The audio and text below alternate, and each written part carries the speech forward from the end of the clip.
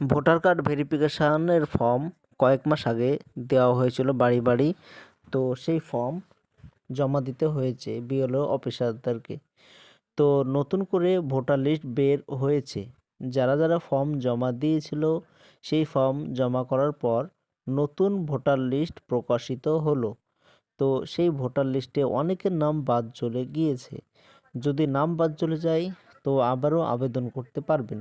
তো আপনার লিস্টে নাম আছে কি নেই সেটি কী করে দেখবেন আপনার মোবাইল থেকে? বিস্তারিত জানতে ভিডিওটি সম্পূর্ণভাবে দেখতে থাকুন।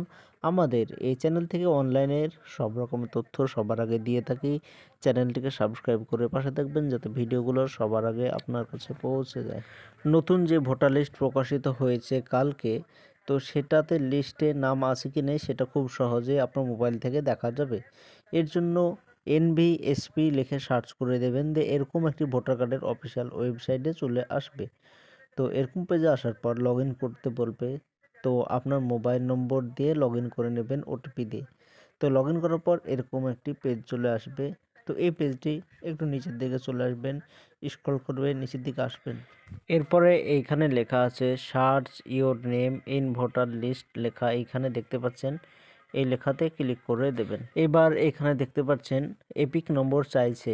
তো আপনার ভোটার কার্ডের উপরে লেখা আছে এপিক নম্বর, মানে ভোটার কার্ড নম্বর, যেটা WB বা RVD দিয়ে শুরু হয়, সেই ভোটার কার্ড নম্বর এখানে বসিয়ে দেবেন। এরপরে স্টেট সিলেক্ট করতে বলছে। তো আপনি যে রাজ্যে বসবাস করেন সেটা সিলেক্ট করে দেবেন। তো আমারটা ওয়েস্ট বেঙ্গল সিলেক্ট করে দিচ্ছি। তো এটা সিলেক্ট করার পর এখানে ক্যাপচার কোড দেখতে পাচ্ছেন। এই ক্যাপচার কোড সঠিকভাবে পূরণ করে দেবেন।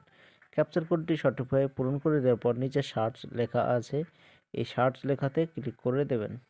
এইবার এখানে দেখতে পাচ্ছেন প্রথমে ভোটার কার্ড নম্বর, এরপরে নাম, এরপরে বয়স কত, তারপর আপনার বাবার নাম, জেলা, আপনার পুরো ডিটেলস চলে এসেছে এবং সিরিয়াল নম্বরও লেখা আছে।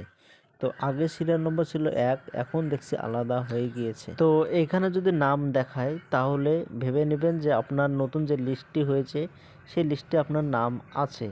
আর যদি এইখানে নাম না শো হয় তাহলে বুঝে নেবেন যে আপনার কোনো সমস্যা আছে, আপনার ডকুমেন্টসের প্রয়োজন আছে, আবার আপনাকে ডাকা হবে বিডিও অফিসে।